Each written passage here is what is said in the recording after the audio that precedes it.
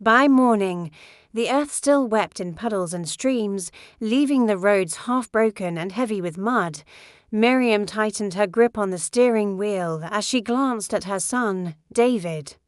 In the passenger seat, his uniform was crisp, his shoes were shined, and his eyes sparkled with both excitement and fear. They had journeyed more than 6 hours already, her little car dragging through forgotten roads to reach his boarding school.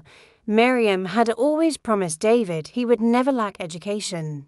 Not for anything in the world, even if it meant sacrificing everything, selling their house, taking loans, enduring the scornful words of family and friends who thought she was crazy. She would do it all for David, her only child, her whole world. But now she wondered if it was worth it. This journey was supposed to be a fresh start for David, a chance at a better future.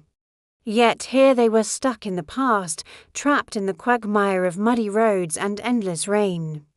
The rain had poured all night. Their tires spun, the mud clung, and the car sank deep like a trapped animal in the wilderness. Miriam pressed the accelerator harder, but the more she tried, the deeper the car sank. Fear clawed at her chest. The road was empty, the rain clouds heavy, and the school still miles away. David looked at her, worry replacing his earlier joy. "Mama, what if we don't make it?" Miriam closed her eyes, her hands trembling on the steering wheel. In that silence, the ancient story of the Israelites crossing the Red Sea whispered into her spirit. She remembered Moses standing before an impossible sea with Pharaoh's army thundering behind them. The waters had mocked their weakness, yet the ever-present God had shown his power, parting the waves, making a way where none existed. Moses answered the people, "Do not be afraid. Stand firm and you will see the deliverance the Lord will bring you today." Exodus 14:13. Her lips began to tremble as she prayed, "Lord, if you could part the sea for your children, you can lift us out of this mud. You are still the same God, yesterday, today, and forever."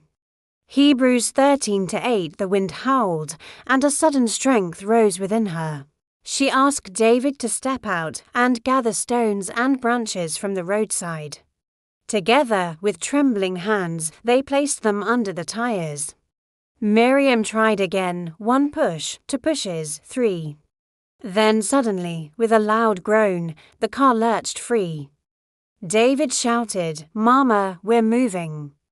We're free." Tears streamed down her face. It wasn't just the car that was freed. It was her heart. She realized God was not bound by seas or storms or muddy roads. He was ever present, in the wilderness of Egypt, at the shores of the Red Sea, and even here on this lonely stretch of road. As the school gates came into sight hours later, David turned to her with a smile. "Mama, God parted our own Red Sea today," Miriam whispered, her voice heavy with awe and gratitude. "Yes, my son. The ever-present God is always with us, even when the road is muddy and hope feels stuck." Friends, may this story encourage you in your journey of faith. Life may sometimes throw you into the muddy waters of challenges and setbacks, making it feel like you're stuck and unable to move forward. But just like Miriam and David, remember that God is still in control. He sees your struggles and He's there to help you. Don't let the difficulties of life shake your faith in God's promises. Instead, hold on to His word and believe that He will guide you through the storm. Trust that God will make a way for you, even when the road ahead seems dark and uncertain. Stay connected with God through prayer and trust in His plan for your life.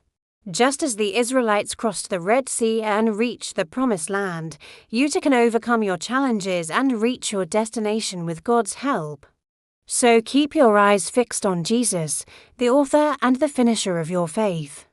And remember, no matter how difficult things may seem, God is with you every step of the way.